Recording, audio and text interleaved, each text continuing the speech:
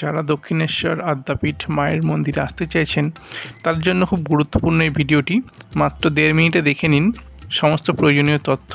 যারা এখানে প্রসাদ পেতে চান, সেই প্রসাদ দেওয়ার টাইম সকাল 8টা থেকে দুপুর 12টা অবধি। প্রসাদ কুপনের মূল্য পার হেড 80 টাকা। তবে এখানে টাইম 12টা অবধি হলেও মোটামুটি 1টা-1.5টা অবধিও কুপন দেওয়া হয়, যদি সেটা অ্যাভেলেবেল থাকে এবং সাধারণত পাওয়া যায়।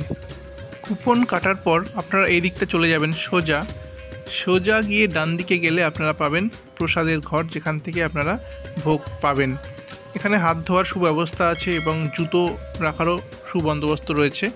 এটি হলো মায়ের মন্দির। এটি সকালের দিকে খোলা থাকে, দুপুরে বন্ধ থাকে, আবার সন্ধ্যের দিকে আবার খোলে।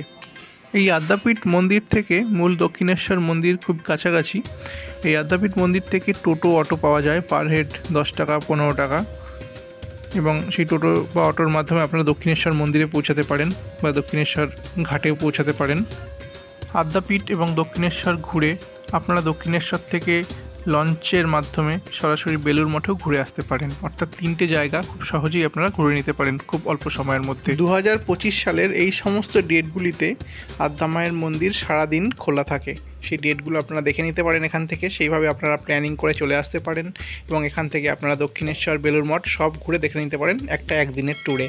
যারা মায়ের ভক্ত কমেন্টে লিখুন জয় মা, আর শেয়ার করুন আপনার প্রিয়জনদের সাথে, যাতে তারাও মাকে দর্শন করতে পারেন।